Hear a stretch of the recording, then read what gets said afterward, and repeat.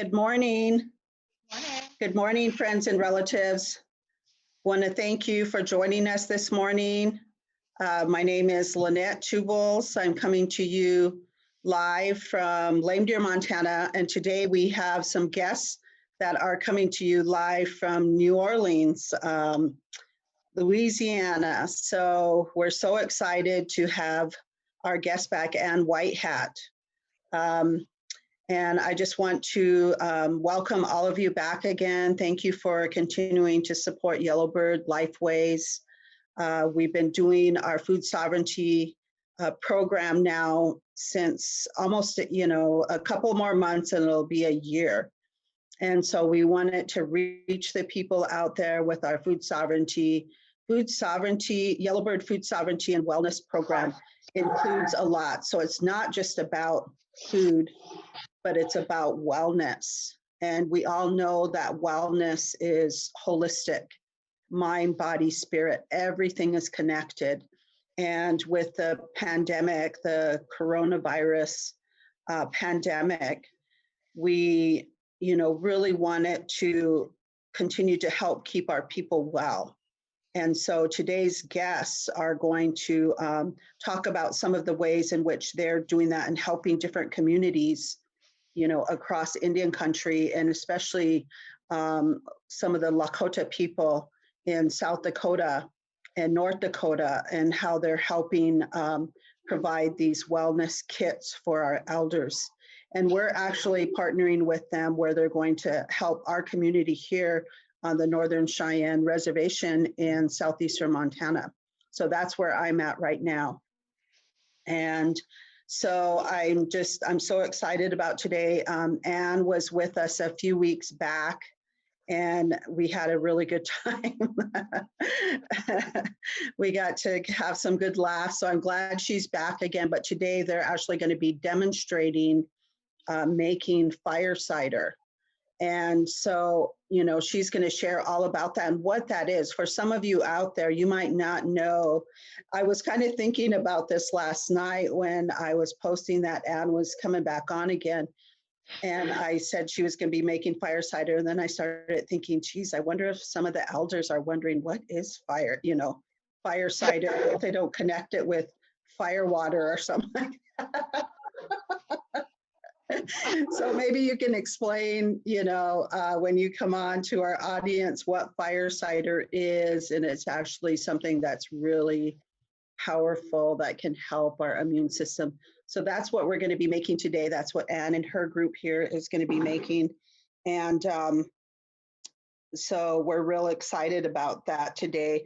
And then I also encourage everybody to, if you have any questions, I'm going to be checking my Facebook, so I could be asking them some questions you could put in the comments. They're not going to be able to see it because they're going to be working. But if you post your questions in the comments, I can jump in and I can ask them as we're going along. Or if you just have any comments, let us know where you're joining us from.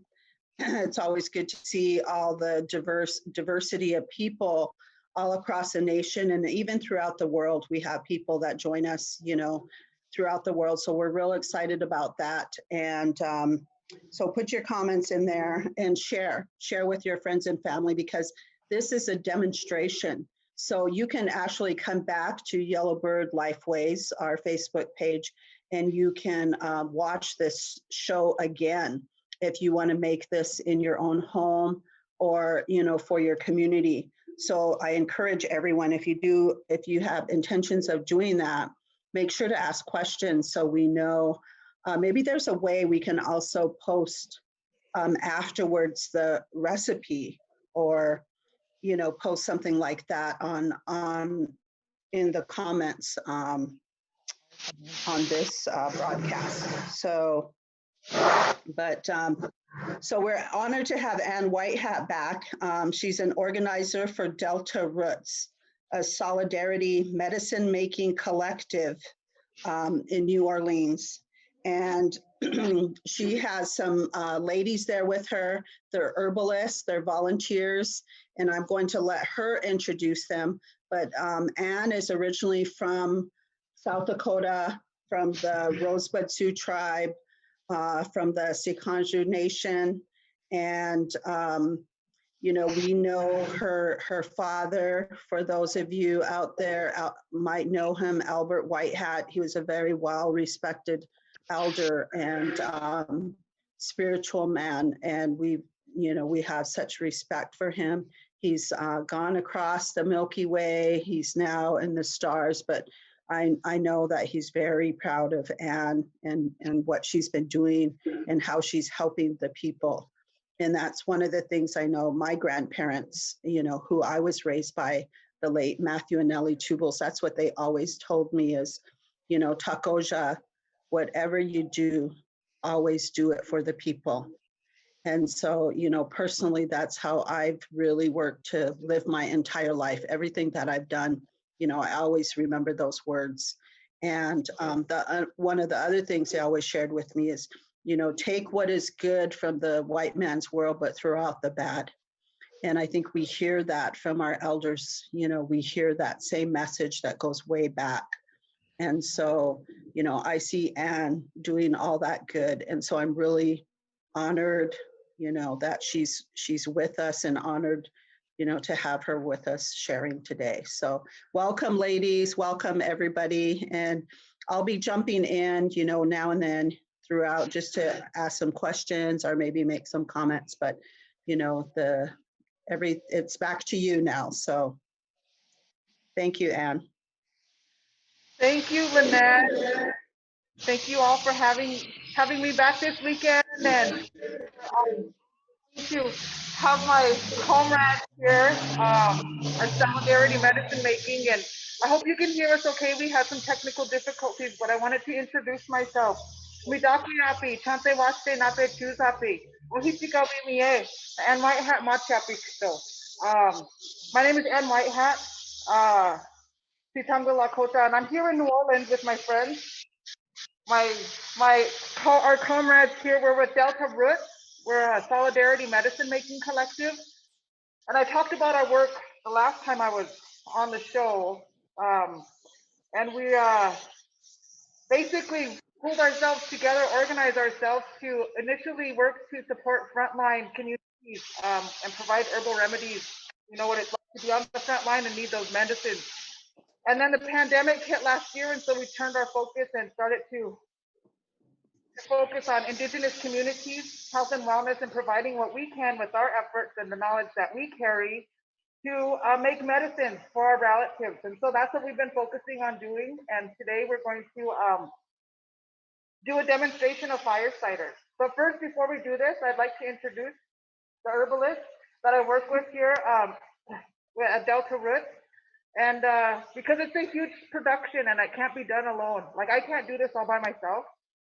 So just so you know, I want you to also meet the other folks that are involved in the collaborative and the big community making, medicine making effort, because it is a community effort and we have a good time. We have a really good time. So I wanted to introduce you to Sasha first, and you can introduce yourself and where you're from and say hi to everyone. Hey y'all, I'm Sasha. I live here in Bolbonta, otherwise known as New Orleans. I grew up on the Gulf Coast. My family is Osage, Lakota, and Muskogee. And we make medicine for a while now. So yeah, that's what I got today.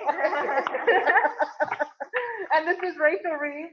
Say hello to everyone. How are y'all doing?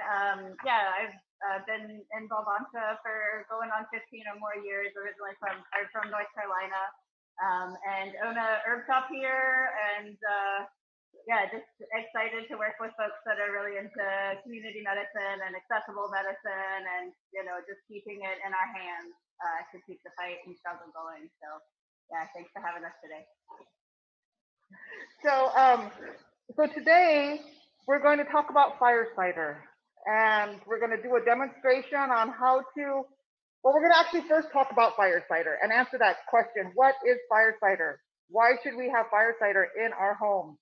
So we're going to start with a story, a little history about fire cider and why it's important, and who brought this into our world, really, who helped us pull this beautiful remedy together.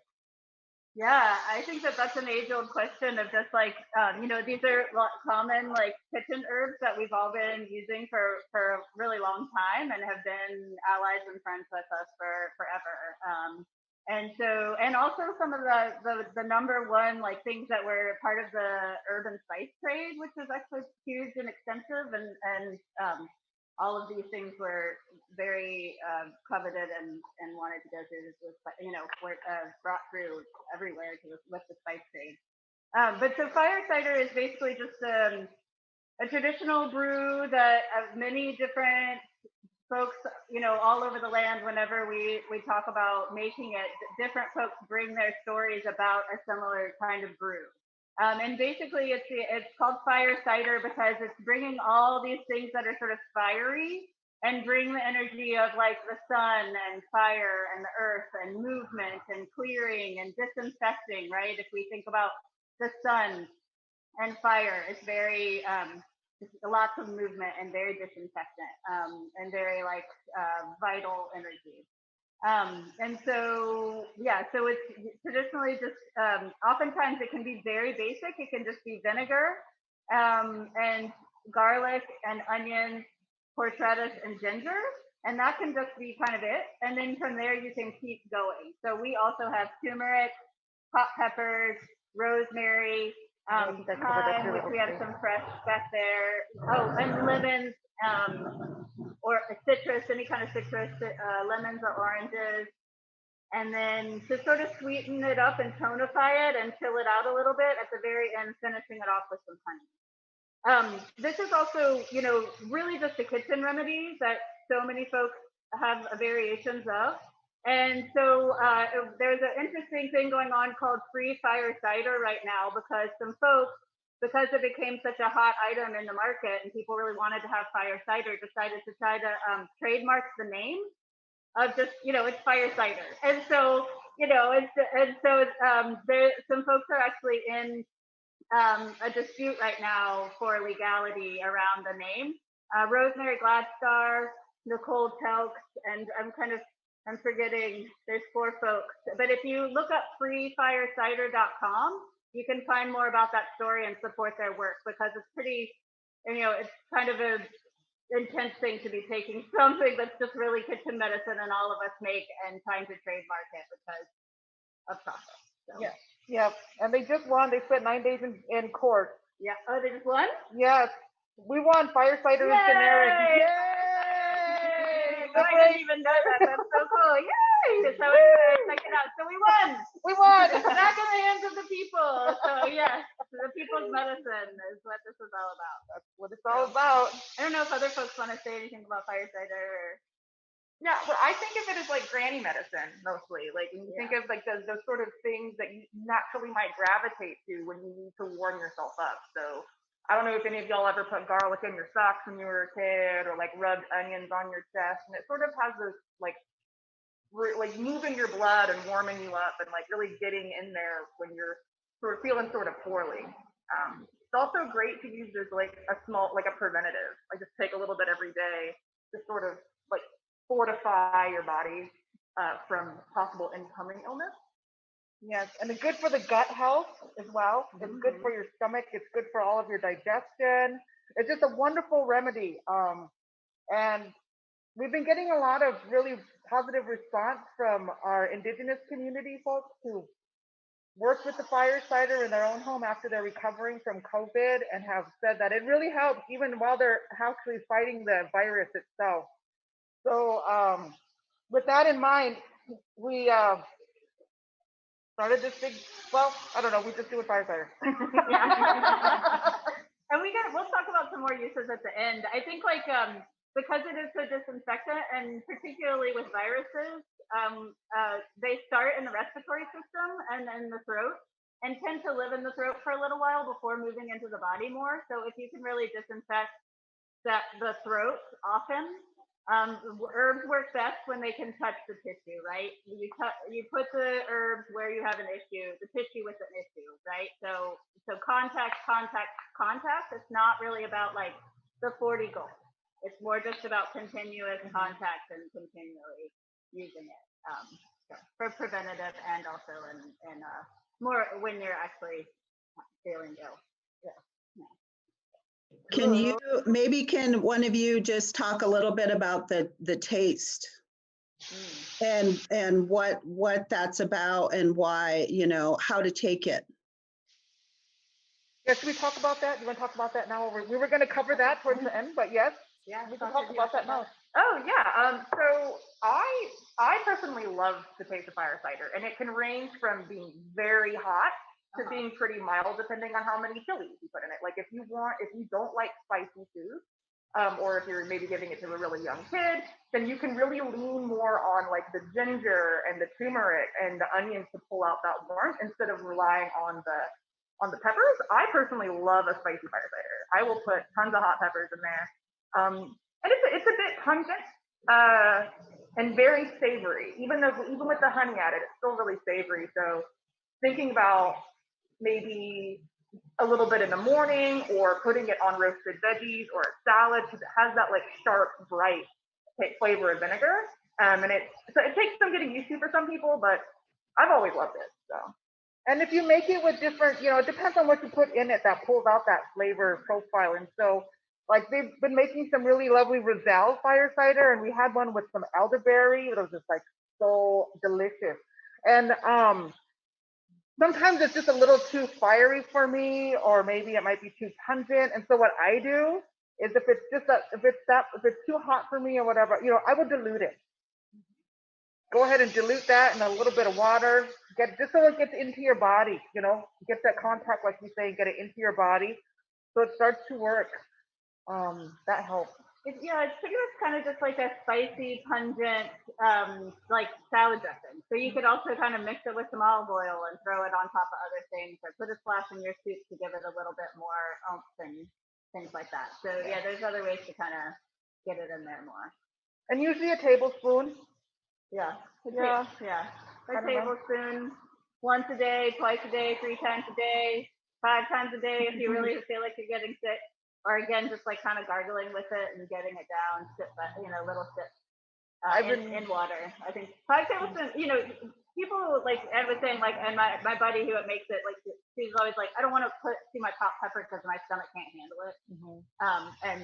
So for folks that have, you know, sensitive stomachs or sensitive to heat or hot acid reflux or GERD or even stomach ulcers, that's where you might really want to kind of just see about your relationship with this medicine, because we all have our own personal relationships with all the medicine. So it, you know, it can agree with you or not. So just work with it and play with it. Yep. And I think that one way to that can really make it more palatable for some folks is you can experiment with fruit, like adding berries, adding apples, like getting another sugar source to that. That as long as it will play well with something that's pungent and sour. So pears work great, cherries work great, apples work great.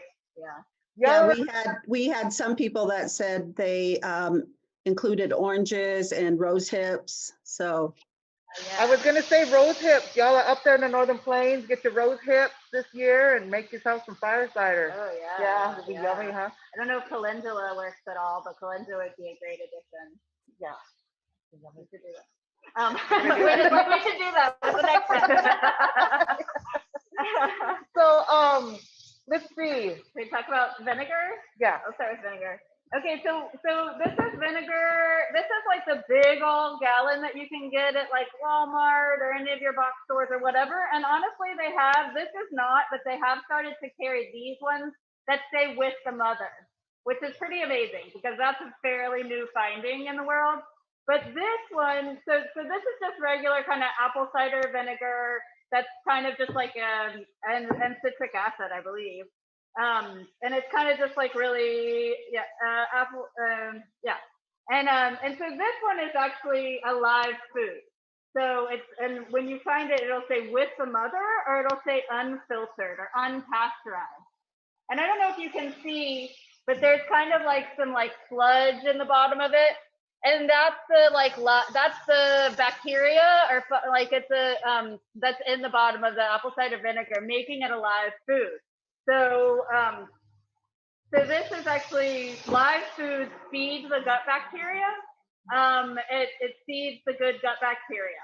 as well as vinegar also creates like a alkaline process in the body. Even though it's acidic, it creates an alkaline process in the body. So oftentimes with inflammation and illness, there's some acidity that comes with it. The illness can create an imbalance in your pH, right? So this really helps to balance your pH, because your body has a particular pH that harbors the good bacteria, gut flora, and those kind of things. So these are an old time remedy forever for folks with heartburn, high blood pressure, you know, all kinds of things. Just a spoonful a day to help like thin the blood, cleanse the blood. It supports actually the liver as well. It slightly detoxes the liver to help get all the funk and sludge out. I mean, has like 1,001 remedies. You know, this has been our kitchen friend, and this could just be your spoonful that you take every day, just the vinegar. You know, and it really is nice. Can you explain the difference between white vinegar, just for the people that are new out there and that don't know the difference? It's distilled. White vinegar? I don't know. Anybody else? I mean, from what I understand, typically, yeah, I think of it as white vinegar is distilled. It's much more pungent. It lacks the flavor that apple vinegar has, and then you won't find white vinegar raw. So, Yeah. like, if you're looking for those like good gut supporting properties, you kind of want to get the raw apple cider vinegar. But you can, what we're going to talk about in a minute, you can inoculate the cheaper whole apple cider vinegar with the raw stuff, and then you will see that to also be a raw live food as well. So that'll like liven this, make this live. And it'll take a while, but you'll start to see sediment in this one. And you can even do the same with white vinegar. If you can only find a big old jug of white vinegar and you could somehow inoculate it and are able to find this one, this is even at Walmart these days as well. So this is Bragg's apple cider vinegar. It says with the mother, unfiltered or unpasteurized is what you're looking for. And this is a live food. And it's just like, it has so many uses. This is good for bruising. It really helps move the blood. It helps, just all the different things, like alkalize the body, feed the gut. And again, just an age-old remedy for high blood pressure, cleaning, acid reflux, cleaning up, like in the springtime, doing a spring cleanse, just doing a little apple cider vinegar to get things moving. The apple a day. Yeah, the apple a day. Yeah. So this in itself is just medicine. You know, this could be your one medicine with 1,000 uses. So this is the base of this, all these other. All this loveliness of everything. So yeah, I just wanted to introduce that. I don't know if you want to talk about that. We could do a little, I think what we're gonna do now is we're gonna just go through and demonstrate this at home. But then we tried to pull together a real simple recipe here for folks that might just have access to a grocery store, like Walmart, or, you know, nothing fancy, but just like your basic kitchen remedies for you to work with. So the first thing, garlic. We have lots of garlic here. Garlic is a good base for all of the good things that we're doing here. You know, garlic. You all know the good benefits of garlic.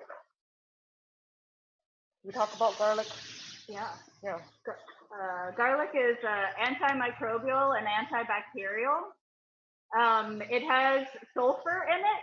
Both garlic and onions have sulfur in it, and also are some of the reasons why they're such age-old remedies. Especially for drawing out. They help to draw out. These are just wonderful kitchen herbs, right? Yeah, they help draw things out. Like Sasha was saying, if you put garlic on your feet, it helps warm things up and draw things out. You can also put onions on your feet. You can put onions like for, you know, mastitis, again, to just draw out heat. There's volatile oils in it, so that pungency, that smell, there's a lot of oils that really help protect all of the blood vessels and the arteries, and also another like sort of age-old high blood pressure remedy. Garlic and vinegar is kind of like the southern staple here. Gosh, so many. So much you can do with garlic. Throw it on the grill and eat it. I don't know. You can just. Yeah. It's amazing. Yeah. So there's garlic is the base. Is one of our base, and then we have onions. We talked a little bit about onions, so we're gonna go ahead and where we're gonna brew in this one, huh? Yeah. I'm gonna go ahead and add a few. So we have like a huge gallon size. I don't know if you can see it in front of Sasha, but so that is maybe not something that you might, unless you use fire cider a lot. But this is kind of just so you can make in your own kitchen. So you can use kind of this size, or even this kind of pint size. You can pick your size.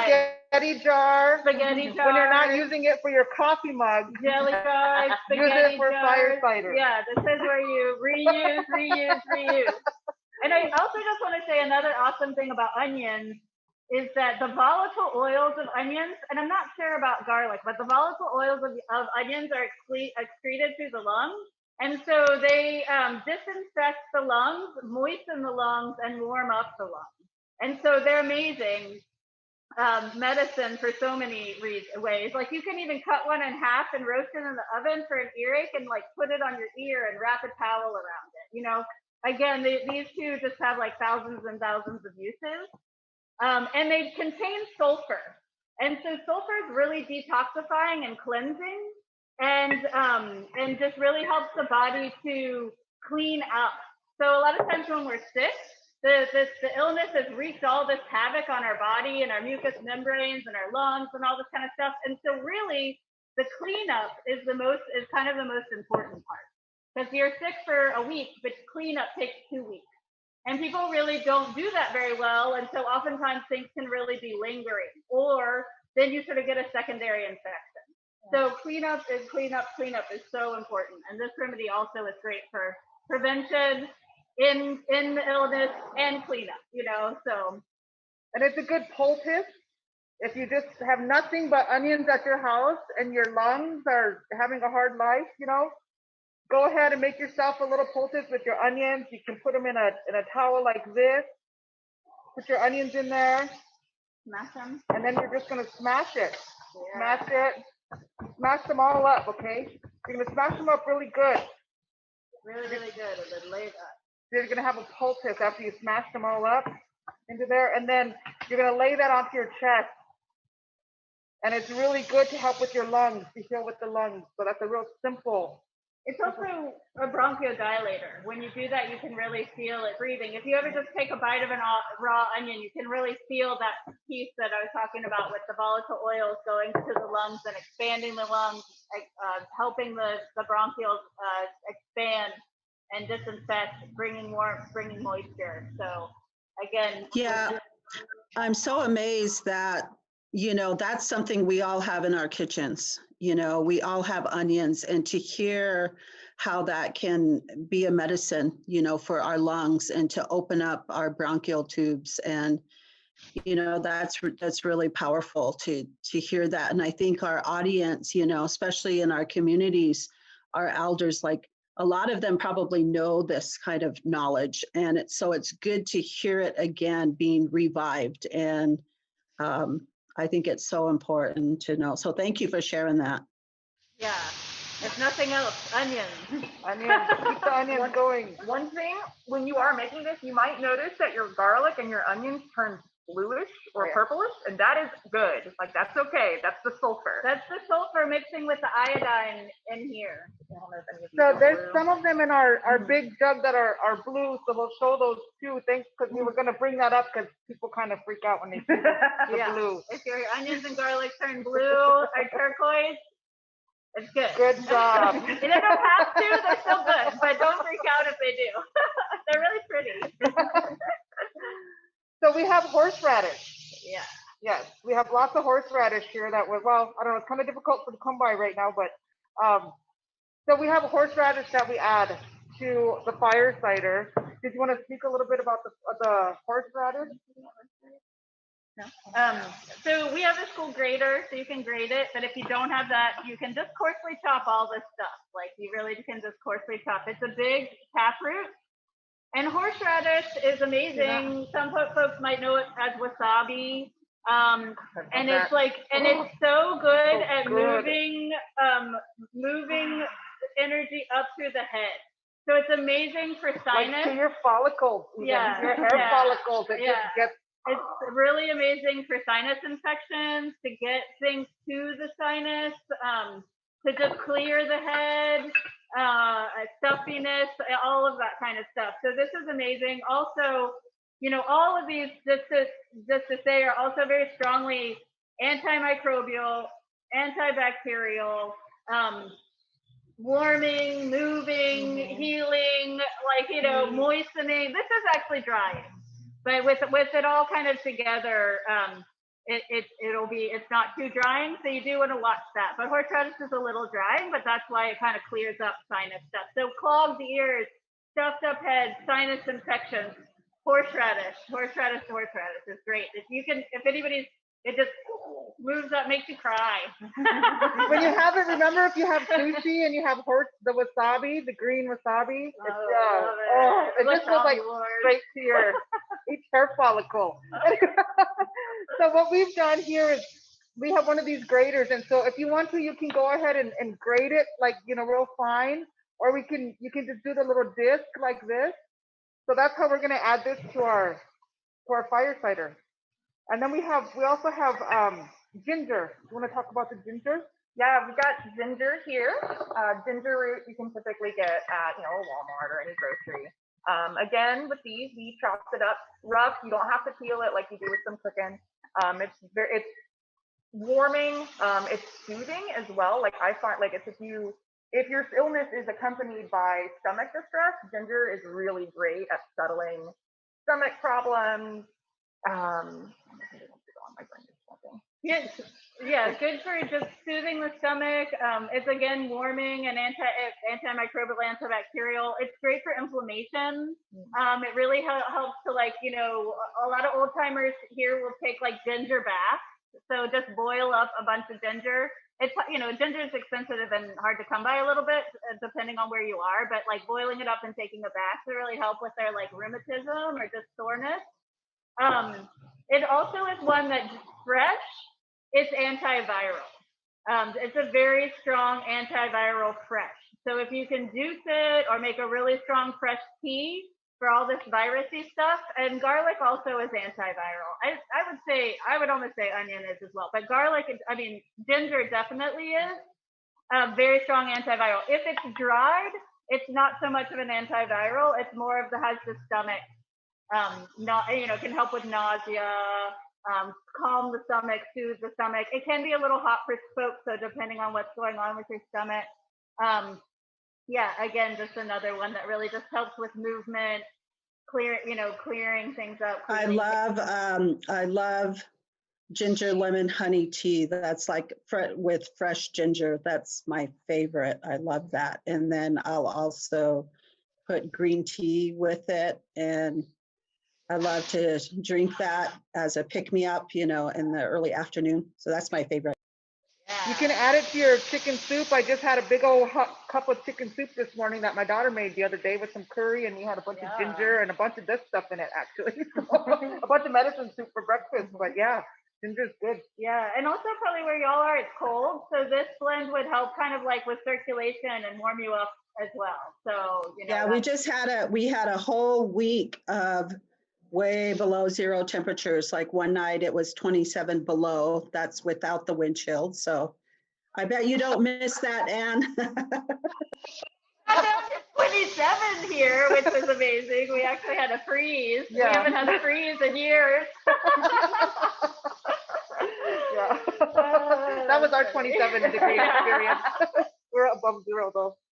Speaking of ginger too, ginger on the spice trade used to be worth more than gold historically, and it actually got got harvested completely out, and so the ginger now is just sort of clones of the last bits of ginger that were left and replanted. So it actually was, because it was so coveted, worth more than gold, and actually sort of quote unquote brought to extinction. So just also remembering, I don't see that happening with any of these folks here that we're playing with or hanging out with today, but just remembering our impact.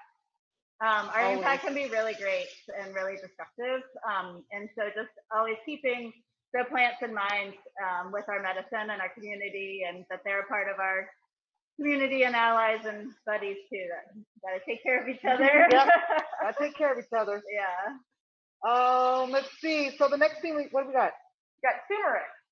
Yeah, we're gonna talk about turmeric. Turmeric is one of my favorites. Yay. Oh, I love It's turmeric. so pretty. Yes.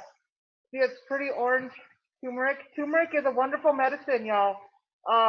It's a wonderful, I like to use this for myself personally as it's a great anti-inflammatory medicine. So it's a good for just to take on the daily. I like to make these little turmeric dots, and what you can do is, you know, here's what it looks like when you pull it out of the ground, and then we process a little bit here, and then it gets even processed even further down to use, and it's a wonderful medicine. So I have a question. So fresh is always best, correct? But if you don't have fresh, what are the alternatives? Use what you got. Yep, you gotta use what you got. Yeah, I mean, yeah, you can get powdered bulk typically at any grocery, places like Walmart. You can use the powdered in your fire cider if that's all you got. I use it for my arthritis every day. I use it every day, and it is a game changer. Yeah. But yeah, I've definitely not like, it's one of the harder ones to find fresh.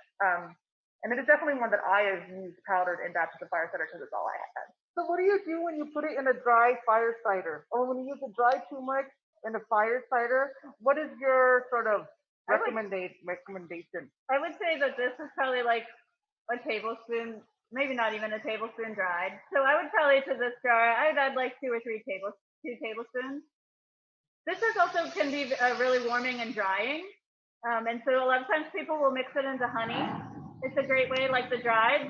If you're folks who want to take it on the regular, you can just kind of make like a turmeric honey slurry, and it helps also moisten up this because it's so drying, and so, you know, particularly with like arthritis, that can be a dry issue.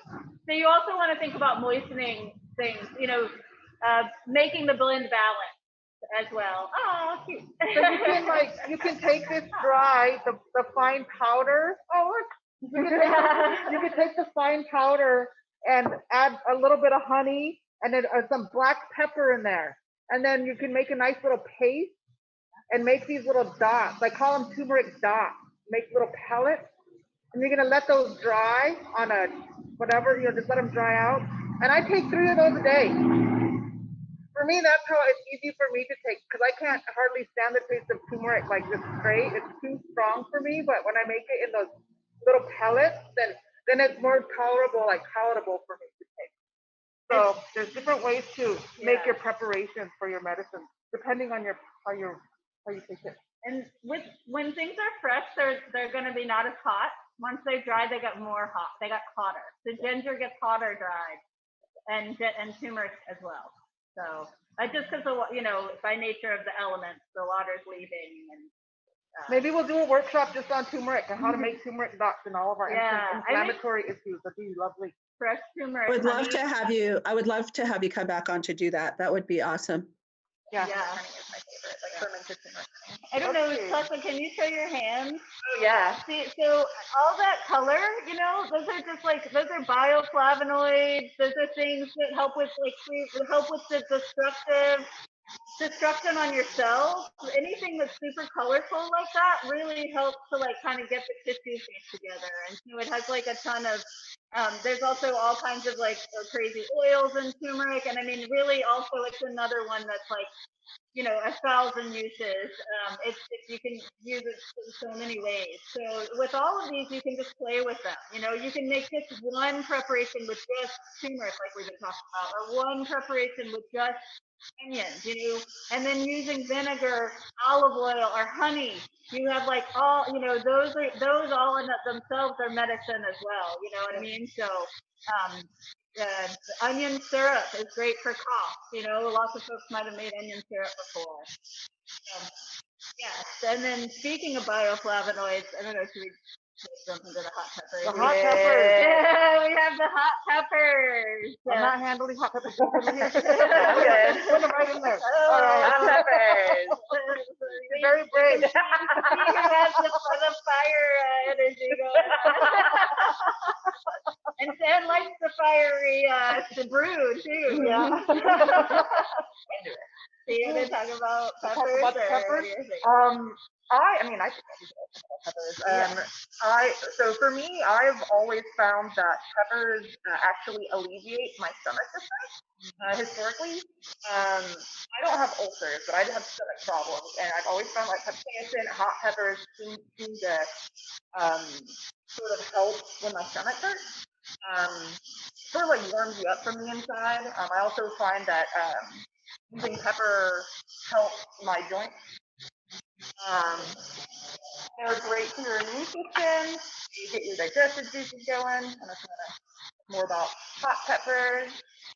It seems like really good for the cardiovascular system, the blood. Again, just like a lot of times looking at the color of things, you can know what that might be helpful for. It's called like, the red is going to be helpful for the blood, the cardiovascular system. It has tons of bioflavonoids that really help support cellular structure.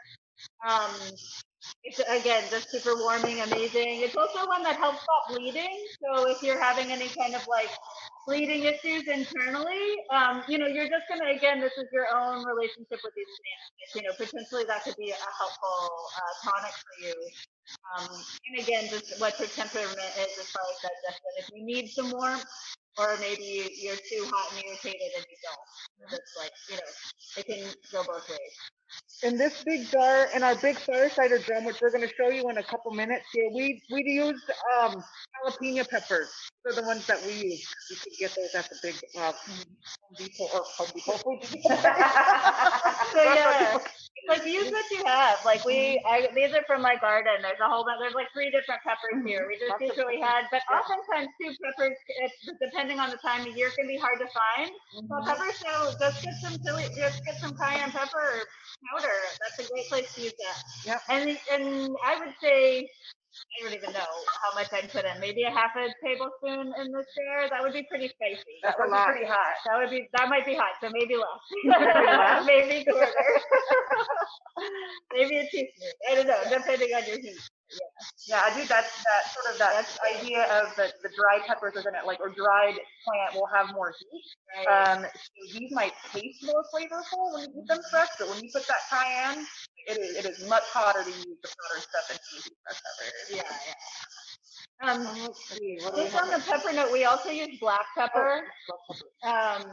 Just again, same thing. Just move it. This is the heat, warmth, movement, antimicrobial, antibacterial, helping with digestion. Helping with energy move both ways, down into the stomach and up into the head. So this just really helps, move the body, the lymph system, all of that. You just put some big peppercorns in there. So is that ground black pepper, or is that the whole pepper kernels? That's the whole pepper kernels, but you could use what you got. And I just added a whole bunch. And again, like some of this is ad lib. Not everybody puts black pepper in fire cider, and some people do. It's nice to just, I like the theme of like anything that kind of is warming, moving, or like red, orange, purple, like colors of the sun and fire and that kind of thing. So oftentimes that is kind of what guides the theme of what you have. So, if you had calendula or hibiscus, Yes, we talked about hibiscus. Can we talk about that some more? The roselle. The roselle or rose hips. Somebody mentioned they both are very high in vitamin C, very high in also those antioxidants that we talked about. It adds like a really nice sour flavor, sweet sour flavor to it. It's beautiful. Oh my gosh, it makes your fire cider so gorgeous. I have nasturtiums. I like to throw nasturtiums in. They're really delicious. So you can sort of see whatever you're making the fire cider, you can just be like, what do you have in your garden that works with the theme? And if you were looking for hibiscus, if you've got a Latin market near you, you can get the dried jamaica, which is the hibiscus flowers. You can throw the dried ones in there. That's what you got. So yeah, really jamaica or roselle, it might be called. or an international market, like an Asian market, an international market, a Latin market. Oftentimes you can find really nice spices and a lot of these components. So now we're adding in citrus. Again, citrus is really just helping balance and like bringing in a lot of vitamin C. The peels of citrus are really great for the lungs, particularly that white pith. So if you see like orange peel in your tea and things like that, it can really help like decongest the lungs and help to support the lungs as well as the digestive. I don't know, my grandma would always eat a grapefruit or orange and nibble on the white part before eating. I love that. As like, you know, Yeah. as a digestive support before she ate or after even. And it also, that white part has all the enzymes in it. So if you've ever heard of enzymes, different foods have enzymes, and also oftentimes those enzymes are in the peels or that white pith, particularly in the citrus peels. Really help with digestion and just again supporting that whole sort of flora, bacterial, gut health thing. I love to chew on those after I. Yeah, nice and bitter. Bitter stimulates and supports digestion and gets all the digestive juices going. I don't know what other folks have anything to say about that. It's a nice sour note to the whole mix. What else can we stuff in there? Some rosemary. We have some rosemary. We're doing a little replication of some of the stuff that we put into our big pot, but we do have some fresh rosemary.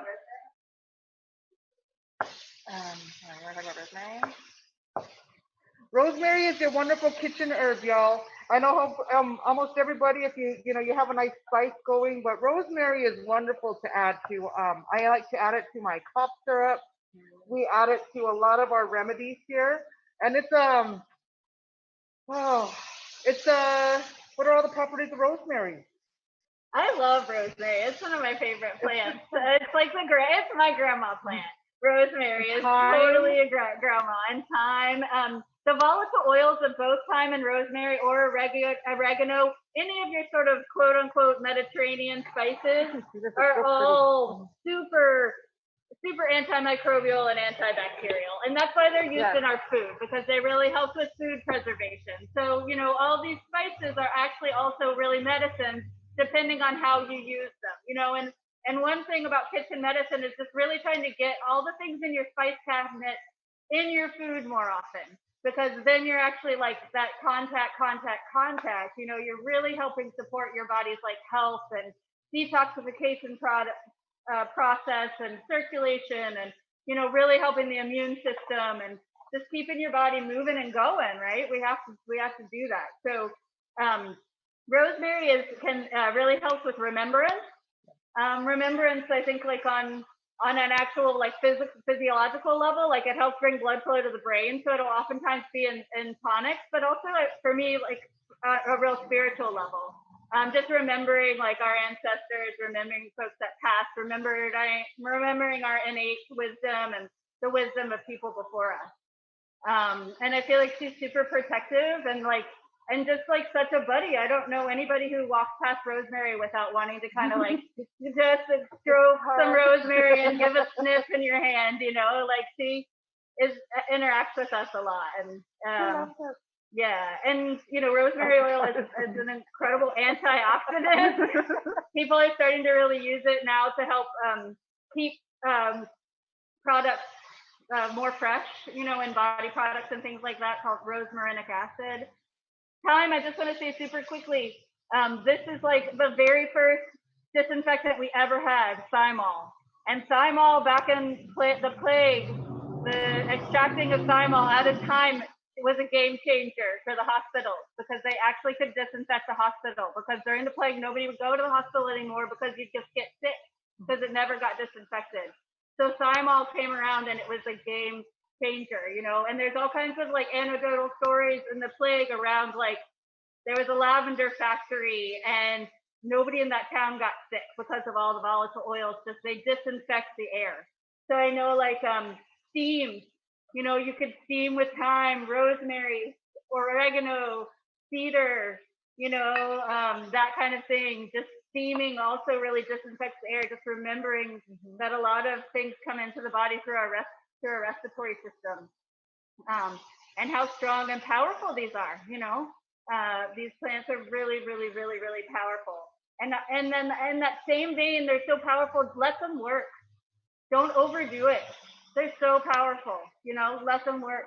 And again, it's just trying to continually get them in your body, you know, and continually having that contact, particularly sore throat, sinuses, just kind of keep steaming, get your tea, drink it, get it in your lungs, steam, wash it down all of your mucous membranes, all the way from the mouth to the other end, to the south. The mouth to the south is my Mouth to south. mouth to the south. So rosemary can be a really assertive flavor.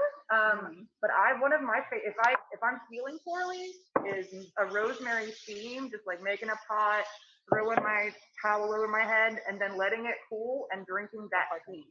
Like, it is strong, but it is definitely helped me with strep throat. Other sort of like that sort of the idea of like contact, like getting the herbs in contact with the tissues that need it. We're gonna try to add some of our vinegar here now to our beautiful brew. So I'm just gonna use this vinegar because this is oftentimes like way cheaper. So just as like a cost-effective thing. And I'm gonna kind of do 3/4 of that vinegar. Oh crap! Shoot. Well, sorry. It's really our jar is really full. It's really full. We got carried Look away. at how beautiful it It's is. really Oh my pretty gosh. though. And so anyway, it'll just have this little bit, but that's plenty to inoculate this whole batch, you know. And it's also nice to shake it. I forgot to shake it to get all the good stuff. But I don't know if y'all can see that, how gorgeous it Look is. how pretty it is. Let me bring the camera because I also want to show you. I'm gonna bring you around, guys. I want to show you the big drum that we're working with over there. Okay, so let's go that way if we want to follow the camera. So, y'all, we're working on this fire cider project. I hope y'all can still hear us. Can you still hear us? Yeah, and I have a question from the audience. They asked if it would be possible to put cedar in there. Well, the problem with cedar is it has pretty intense volatile oil, so it can be really hard on the kidneys. And so you can really overdo cedar. Cedar is amazing, and I know it's such a beautiful indigenous medicine, but I think that it can be overdone, particularly drinking it. I think it could be on, I would use it just a little bit goes a long way, because it can hurt the kidneys. I'm trying to show you just the scale of this drum that we're working with here. It's a 55-gallon drum. Yeah. And what we've done, to our fire starters. So this is our big drum. So what we're working on is a fire starter project that was initiated by CCC Poland last fall. And the idea was to get fire cider drums to indigenous communities. And so we took the ball and ran with it. And we got our first drum going. And we're working with lots of communities across South Dakota, indigenous communities, rosebuds on the Rosebud Reservation, and also in Rapid City. I was going to name everybody, but we only got 2 minutes left, so I'm sorry. We'll put it in the text or something. But You're fine, and you can go ahead and name them. It'll be okay if we go over a little bit. That's fine. Oh, okay. So Delta Roots is the pilot, I would say, the pilot project of this. And we're working with, who are we working with? Lakota Wellness Society in Rosebud. The meals for relatives COVID-19 and in Rapid City, they're gonna host They're going to be a caretaker. Copeland Handyman Services, my niece and her husband are going to be caretakers. We have Wania Locke up there. She's going to also be a caretaker. We have, who else do we have up there? Sorry, guys, I'm trying to figure this out as we're going along. So can you explain what that means, caretaker? Okay, so we have about 8 or 10, up to 10 caretakers, and these are organizations. They're members of TOSPAs, the Boys and Girls Club, the Child Care, Rosewood Child Care. So basically, we're going to do what we've done. We're going to take this drum. They're going to prepare everything that we've talked about here into the drum, into the fire cider drum. We're going to brew it. And the idea is for them to be able to provide this medicine to their Tioshpai, to their communities, to the folks that they serve, so that we can get this out and start to, really help the relatives to boost the immunity and help us survive through this dang pandemic and everything else that we need to get through here. So kind of the idea, basically, yeah. Yeah. So how long do you let it sit? How long do you leave it in there? Anywhere from like 2 weeks, honestly, to 4 weeks. And really, if you needed it right away, this would be very pungent, within a couple hours. So Yeah. you can pour off of it, if you needed it, like pour half of it off, put some more vinegar in there and just use that, for now. It won't be as strong, but it will be something. So, a lot of times we just got to do what we can. Yeah.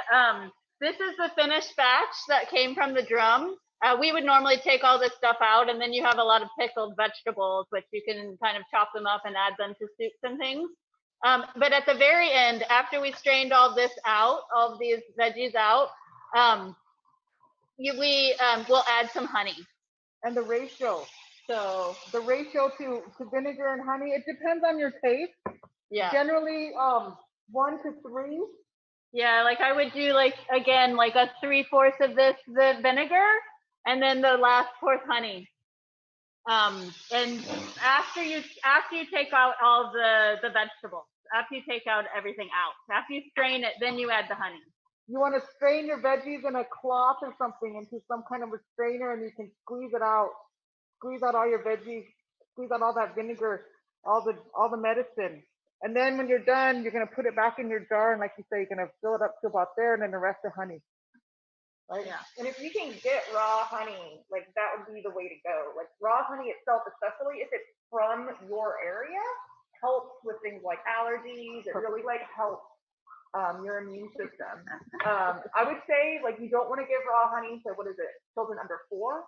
12 months of age. Anybody, the babies don't get no raw honey. Babies, basically. Under 1 year of age. I was thinking the vinegar but the vinegar would hard to get into a year under a year old anyway.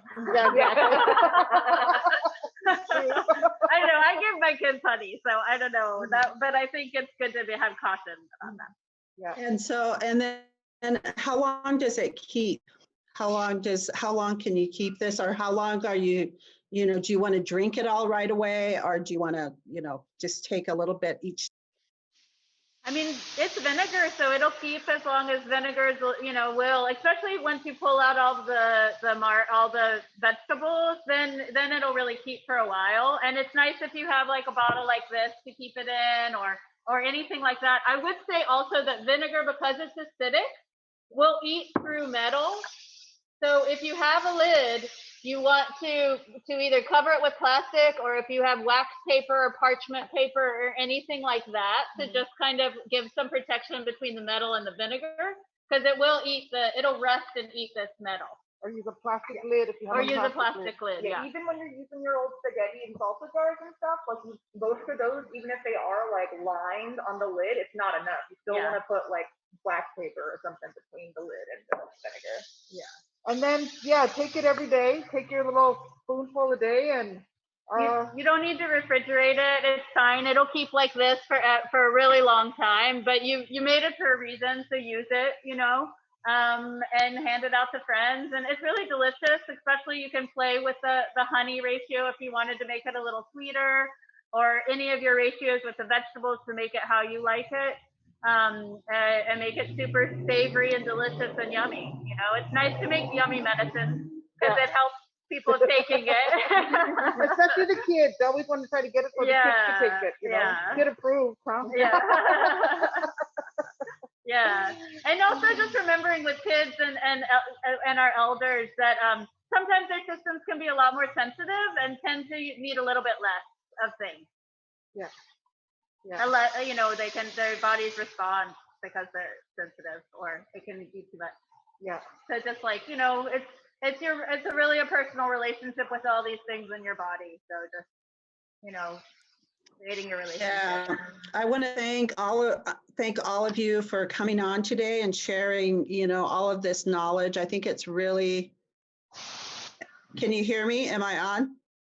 Oh, Yeah. okay. Yeah, I think this knowledge is really important, and it shows, you know, it goes back to our teachings that Mother Earth provides everything for us.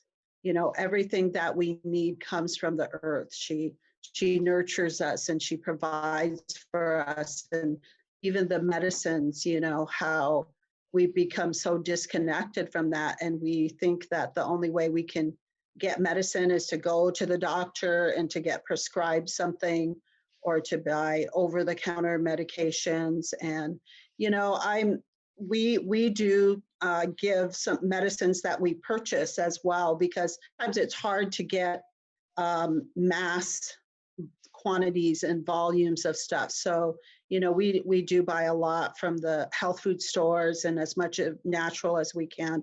But to be able to make in your own homes, make your medicines for your family or for your, you know, Tioshpaye, your community, your extended family, you know, I think that's the way to go, and to keep ourselves healthy. It just goes back to, you know, everything goes back to the land. And so I just want to thank all three of you. Thank you, Anne, for coming on and, you know, facilitating this and, you know, bringing us together today in this circle. Such important knowledge, and we really look forward to bringing you back again, you know, to make some more medicines. And, you know, even the herbalist, you know, just the knowledge of, we're getting ready for, you know, our gearing up for our spring season with planting. And well, seeds, first of all, you know, a lot of people, they want to start growing their own seeds indoors. And then later we'll be planting. And so we, you know, part of this is our food sovereignty program. And so we, you know, help our community, all of the people in it with gardens, with all aspects of food sovereignty. So, you know, it just, everything fits, everything goes together, everything's connected. So I just want to thank you for showing that and demonstrating that today. Yeah, thank you. Yeah. Yeah. And I want to thank all of our viewers. Thank you again for tuning in. And if you know, like these programs and want to support Yellowbird so we can continue bringing you these types of programs, you know, you can find out more about what we do on our website at yellowbirdlifeways.org. And, or you can, you know, just continue to follow us here on Facebook. We got a lot of really good programs.